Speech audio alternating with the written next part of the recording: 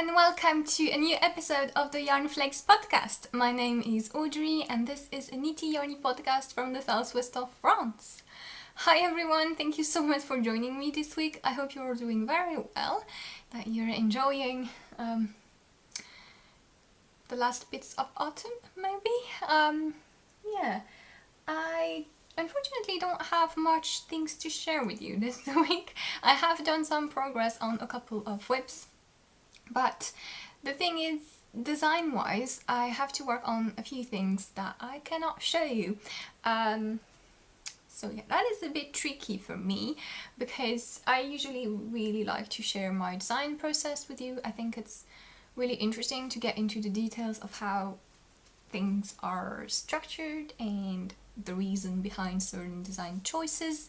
But these are special secret projects that I cannot share with you. And one of them is going to have to get into test knitting soon, and I don't quite know how I am going to be able to find testers if I can't show the project. But yeah, we'll see. I will be able to share the yarn with you though. So what I did is that I asked on Instagram if you had a couple of topics you'd like me to address to compensate for the short content, and so I have three questions that I will answer at the end of the episode. So yay! I think we can start. You can find timestamps to all the different sections of the podcast in the description down below. So if you want to skip anything, feel free to jump ahead. And I will also put links to everything that I talk about, as well as my social media and patterns for sale on Ravelry. So I do have a couple of finished objects. They're just not very interesting to talk about. One of them is a pair of vanilla socks that you have seen. I've been working on this for a few weeks already. These are a gift, a Christmas gift from my mother. Just a pair of vanilla self-striping socks. I did a garter rib and an afterthought heel. I do a true afterthought heel, so it's the one where you just cut through the yarn, you don't use any kind of scrap yarn. And then I did my usual rounded toe. And so the pair is done, the pair is blocked, ready to be wrapped for Christmas.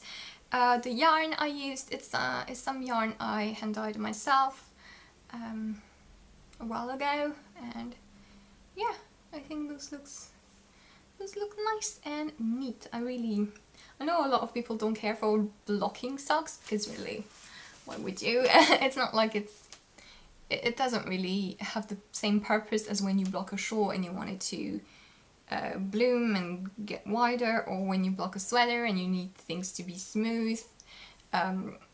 Really, usually sock yarn doesn't change much when blocking, and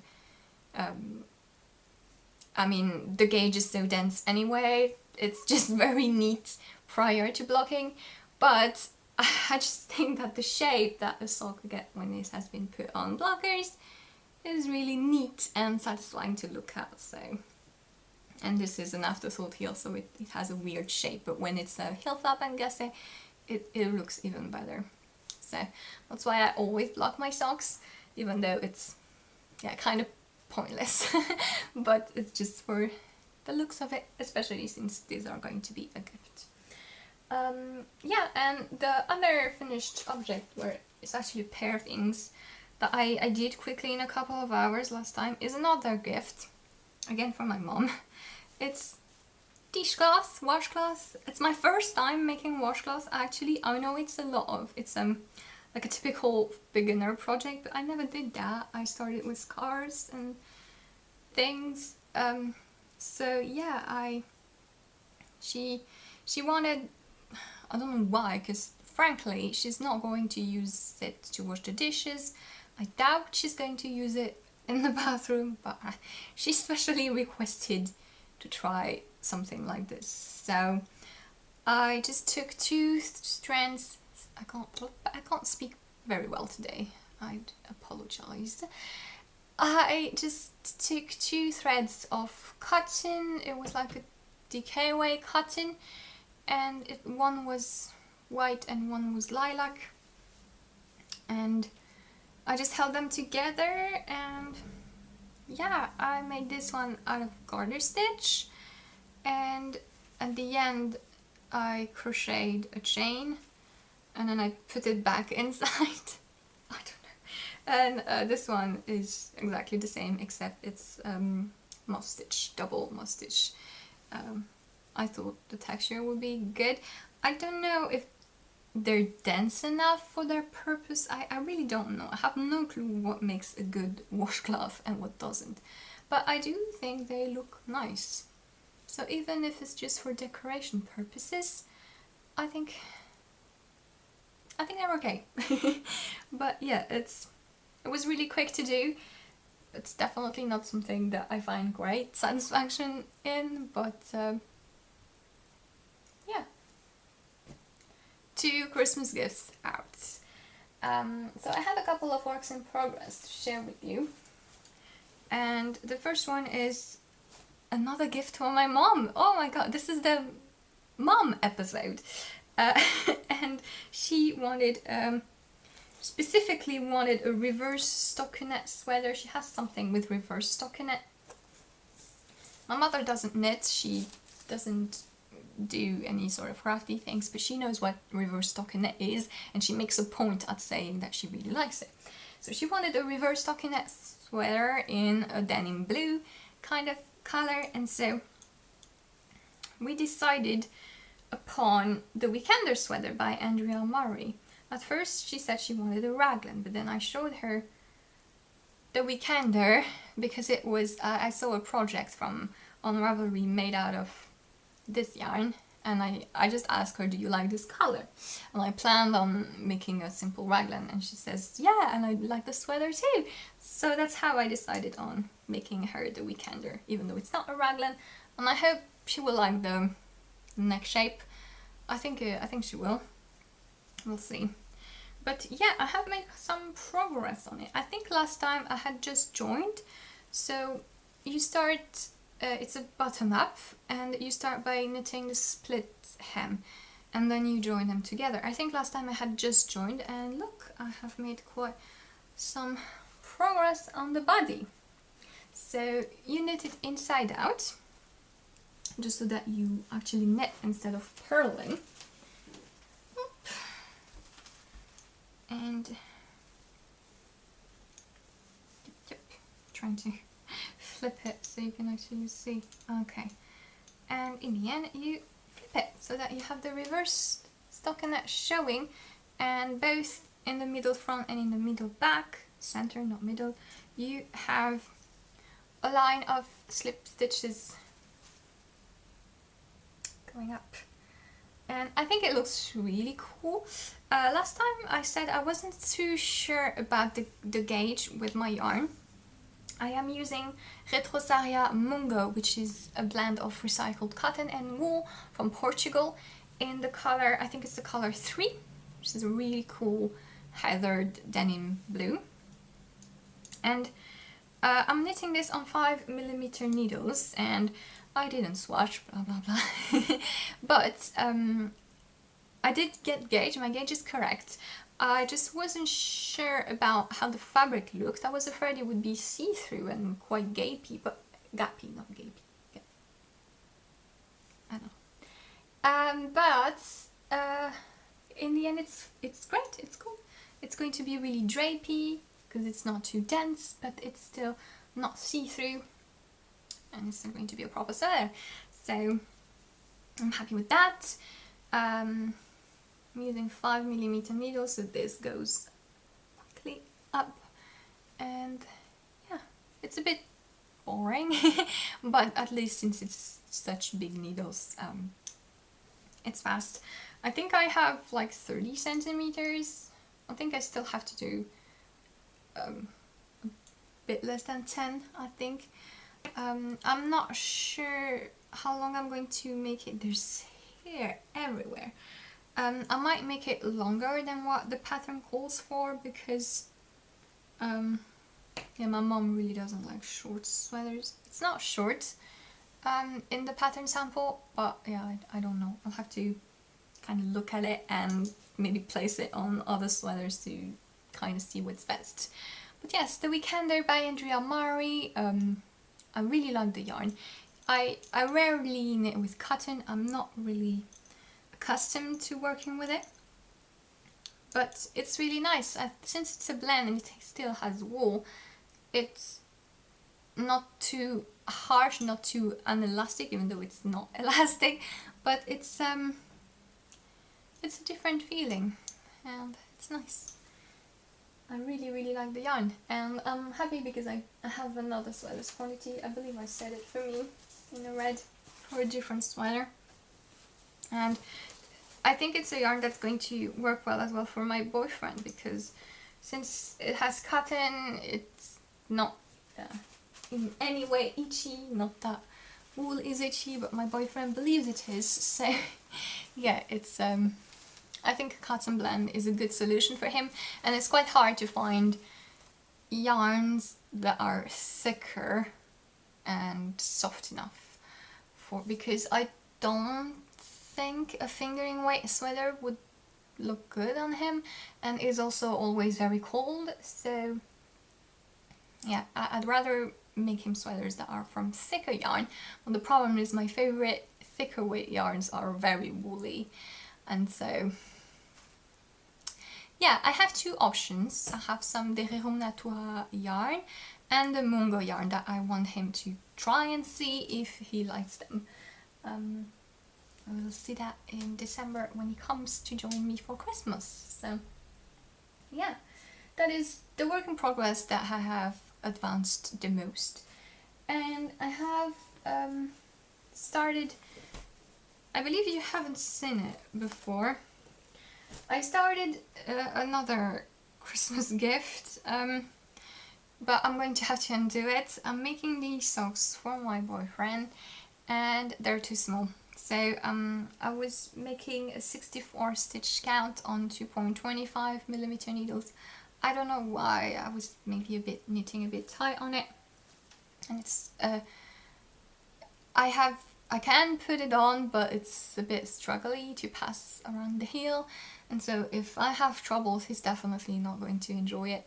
So I'm going to size up a needle and size up in stitch count as well. This was the Little People socks, which is a design that I made, and it makes this really cool texture thing. It's a really simple pattern repeat, which makes this line. And inside it has like floats, but it's not, it is still relatively stretchy, and it has this cushiony effect inside, which makes the sock double layers, so I think he will really like that.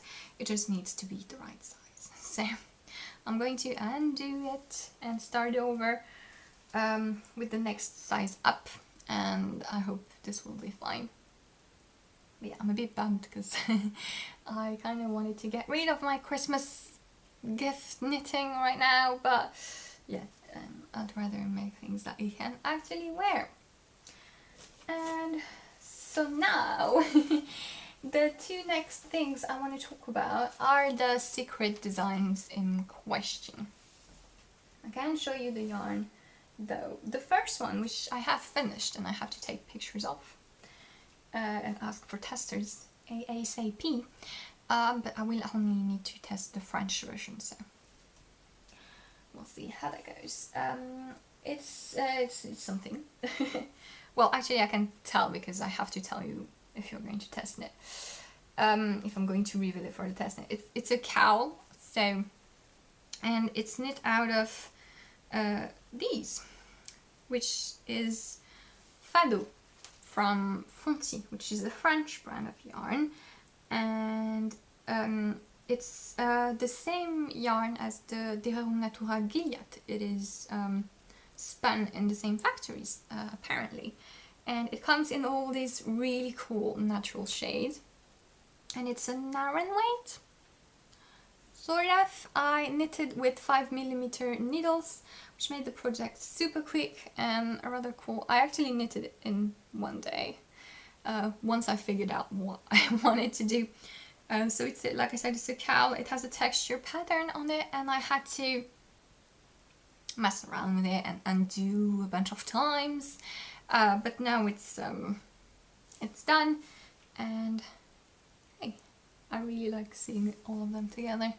So this has taken quite some time at the beginning of this week, because yeah, like I said, I had to figure out what I wanted. I tried a bunch of different things, but now it's done. It's right there. It's right there because I need to take pictures of it, and I really like it. I'm really happy with it, and I can't wait to ask for testers and hopefully find some and send them some secret pictures so that they can tell me what they think of it as they're testing it. So we'll see. But yeah, this is a project that will come out next year. So I just wanted to show you the yarn because I really like it. If you know the Gilead from the Hero Natura, it's exactly the same. It has that kind of dry but still squishy feel to it. It's very round. It has a good definition. At the same time, it looks very natural. I really like it. I don't know how many plies there are in there though. I didn't check. It's 1, 2, 3 ply. So it's a 3 ply. And yeah, it's quite round, and I've been undoing, redoing, frogging, blah blah blah, like with the first yarn, because it's as you can probably see, it's a gradient or a fade, how I'm supposed to say. The first one, I've knitted it about probably 9 or 10 times, knitted and frogged and reknitted, and it looks flawless. It looks exactly the same. It wasn't unraveling. It was absolutely perfect. So really, really strong yarn to play with, and I think they look really nice all together.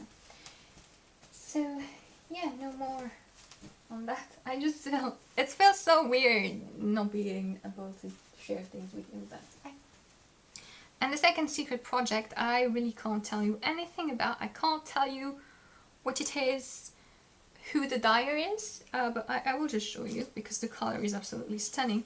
So I'm checking that I'm not accidentally showing anything. I'm designing something, again it's for next year, and it's using this. Look at it. So it's a tonal plum, burgundy, purpley thing. I think this is plum. To me this is plum. And the color is like this, yes. It's really even, at the same time it has a really good depth. The yarn itself is 100% Superwash Merino, it's fingering weight, and I just think the color is stunning and it's really nice to work on. So this has taken priority because it needs to be as well quickly done so I can get it tested for early next year. And yeah, these are the two secret projects that have taken some of my time, which is why I don't have much to show. But yeah, like I said, I did ask on Instagram if you had any questions for me so I could make this episode not only 20 minutes. I don't know how long it is since I have started filming, but my guess is not a lot. But yeah, so I am going to jump into the Instagram questions because this is it for the knitting content. So first question, someone asked if I use any tools to calculate my patterns. I assume you mean grading and things. I really just use an Excel file, a table. I make calculations like this. I do a lot of things actually by hand and in my mind, because sometimes it's not that I don't. I know I really like using Excel. I'm like sometimes when I have when I need something to be placed a certain way, I'm thinking, because I haven't shown it to you because I haven't worked on it, but my next sweater design which is going to be bottom up with cables and collarwork. So I need a certain stitch count at the join at the bottom of the yoke. I have made the formulas on Excel and I know that stitch count, but I still felt compelled to just write on the paper and visualize the thing to make sure it worked. That's just silly. But sometimes it just really helps me making something that's not necessarily calculation, is that calculation, is that a word? Oh my god, I can't English. Yeah, sometimes I would rather try to visualize something in a logic manner rather than just relying on the numbers and a formula. They support themselves, but yeah, in a sense, I just use Excel. That's what works best. That's what a lot of people use. Regarding designing and the really techie aspect of it and math, Sirri Nordlund, which is the designer from Finland, she's still doing it. I think it's not done yet. She has on her YouTube channel a series which are chronicles of a sweater design, and so she takes you through all the different steps of designing a sweater, from figuring out, the sketch, a swatch for the stitch pattern that she wants to use, to actually calculating the different sizes, grading, and as well figuring out where to place the stitch patterns and things. And I will link to it in the description because it's a really interesting series. She does it very well. She puts footage of her computer so you can really see what she's doing with that Excel file that she's using as well. Yeah, it's a really interesting thing. If you're interested in knowing all the math, it's a lot of math behind designing, you could check that out. And yeah, I essentially proceed a lot like her, except that sometimes I will prefer to knit a thing and then figure out how it was going to work on different sizes, because my problem is, well, it's not a problem, is that as I'm knitting something, I will change my mind a lot and I will modify things and realize that something is misplaced and needs to be pushed. And if I graded and calculated all the different sizes prior to knitting the sample, I will, it's time wasted because I'm going to have to do it all over again because I modified thing. So what I usually do is that I do all the math for my size, for the sample size, which happens to be mine because I'm modeling my own design, but for the sample size, I knit the sample and then I have a set of instructions and numbers for a size, and then I grade coming from that and making sure that what I write for the other size matches what I actually knitted for the sample. So yeah, but in other aspects I would basically do the same thing that she shows in her videos. And yeah, that's it. The second question is, do I have any favorite techniques for cast on, bind off, increase, decrease, etc.? And yes, I don't often talk about it because I don't think I'm using anything particular, but then when I design, I realize that especially the cast on method I use is maybe not so common, not as common as I thought actually. So I'm gonna go through it. The cast on that I almost always use is the German twisted cast on, which I think it would be actually a good idea if I could try and show you. So, the German twisted cast on is just a variation from the long tail cast on, and it's really simple to do, and it's pretty elastic. You can see it's what I did here. It's pretty elastic, it looks really neat, and yeah, I just do it by default all the time, so much so that I don't really remember how to do a long tail cast on. So I use the slingshot method, like this. It's not a tutorial, I'm just... because I always use the German twisted cast on in my patterns, and people always... well, some people seem to have really big problems with it, and I don't know why. So I just thought that I would show what I do. So the long tail cast on, the normal long tail, you would do this, you know. You would... this is not really practical. So you would grab just the thread that is closest to you and catch it like this. The German twisted cast on, if I do it like this, can I actually do it like this? The German twisted cast on is very similar, except it has, well, a twist. So what you do is you pass it over like this, and like this. And it again, and they're both in the middle. I grab this and then I untwist this. And this is how I cast on most of my things. I also take care, especially if it's for sock or for sleeve or mitten or something that really needs to be stretchy.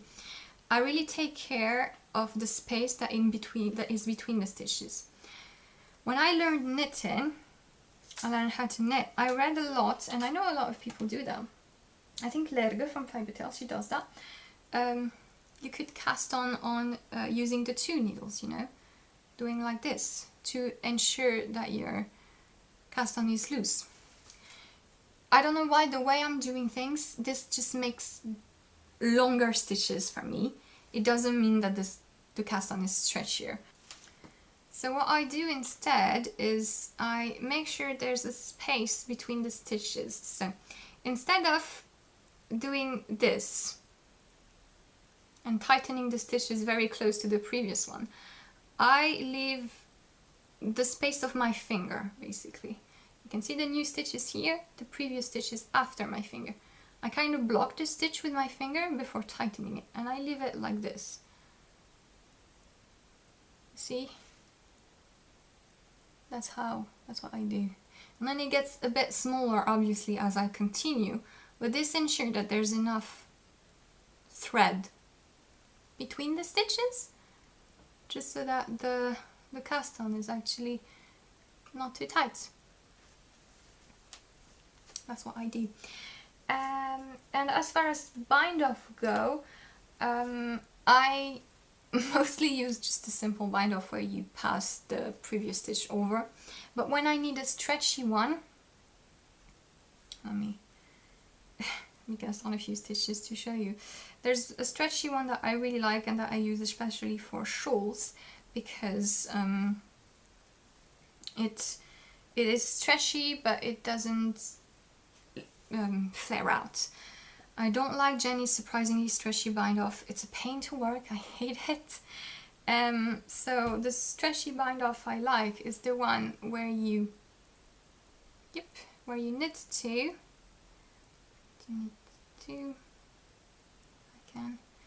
You knit 2 and then you knit 2 together through the back loop. If I can do it. And if you are binding off in rib, then you're purling and purling 2 together. Like, see, for example, if I'm in a rib, then I'm going to purl. Yep. And then I'm going to purl 2 together. And that binds off the stitches. And it is stretchy enough for shawls. And it doesn't look too bad. And it's not too much of a pain to work. Well, you can't see anything, but anyway, I'll put tutorials below. I think I've linked to it in the past already, but yeah, it's just you knit 2 together and you knit 2 and then you knit them 2 together, or you purl 2 together if your last stitch was a purl. Not making much sense. But yeah, I've also tried the tubular bind off, which I liked. The sewn, the one where you use the needle. I liked using it. It's a bit troublesome. I have yet to do a tubular cast on actually, because I'm just so lazy. Every time a pattern calls for it, I'm...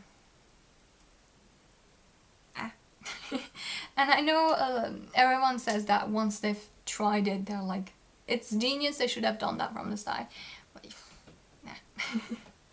I'm just not patient enough yet. But yeah, this is it as far as cast on bind off goes. And for increases and decreases, I don't know if I have a favorite. The decrease I just do knit two together all the time. I do like,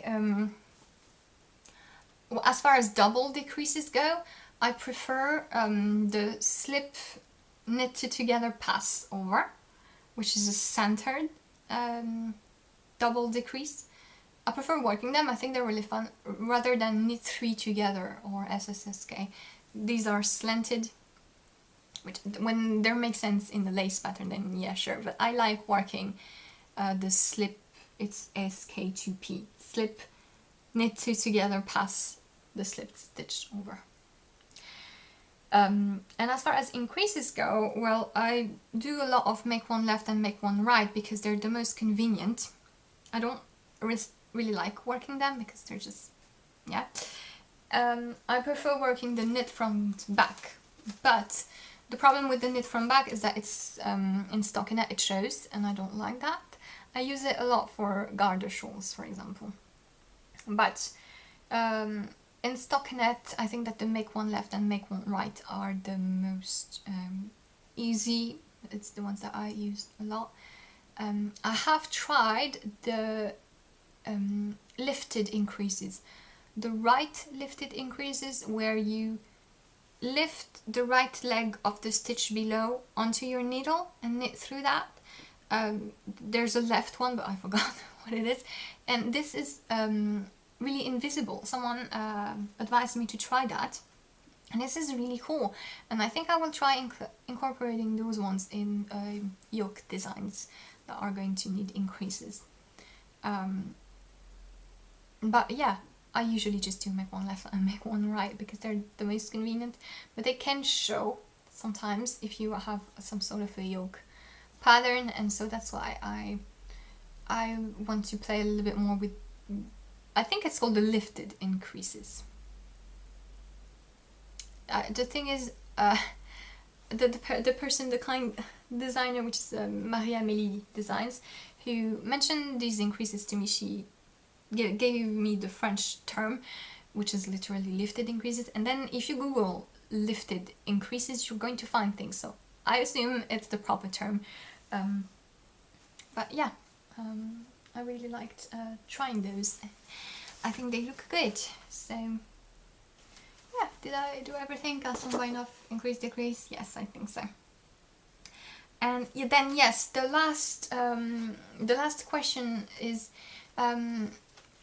like I think last week I shared on Instagram a post by a yarn shop, a French web shop, which carries a lot of really cool yarns. And I know not a lot of people know about this shop, but I really like them.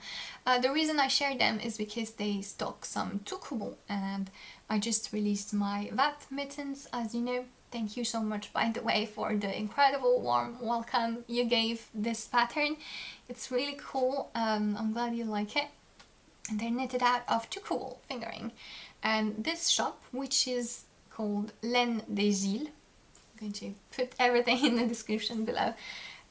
It's literally island yarns, yarn from the islands. They stock Tukuwool, and so I shared. They shared my post about the mittens, so I shared their post in my stories. And yeah, they carry a lot of really cool brands of yarn that are unusual to find.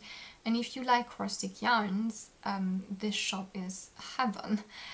So they have Tukuwool, they have Snaeldan, they have Sirri, they have Ullcentrum. They also have Black Hair. I think they're the only Black Hair retailer in France. They who else do they have? yeah, they don't have a ton. I think they have like some West Yorkshire Spinner and other Ellen Magnuson as well. They have, but yeah, they carry some of my favorite types of yarn, which is Tukuwool and Snaeldan. And yeah, they do ship worldwide, so you can have a look as well. And yeah, they're unusual yarn to find, and I'm just so happy that there is an actual French webshop that allows me to have these yarns. So they also have in common that they're very affordable yarns. Tukuwool is a little bit, well, it's not unreasonable. It's, I think, 8 or 9 euros per 50 grams, which is more than decent. But the other types of, like Snaeldan is 9 euros for 100 grams of natural shade, and then it's different for the colors. Sirri as well is very affordable. So is Ullcentrum. Yeah, really affordable yarns and of really interesting quality. So yeah, these are I'll write down below the link to the shop and to the brands that I mentioned. Yeah, that was it. And I think this is it for this week's episode. How long is it? It's going to be about 30 minutes. It's decent. But yeah, next week I'll surely have something more exciting to share. But yeah, I will leave you now. Thank you so much for watching. I hope you enjoyed, even though I was a bit all over the place and not very consistent in terms of content. But yeah, thank you so much. I hope you have a lovely day, and I will see you next week.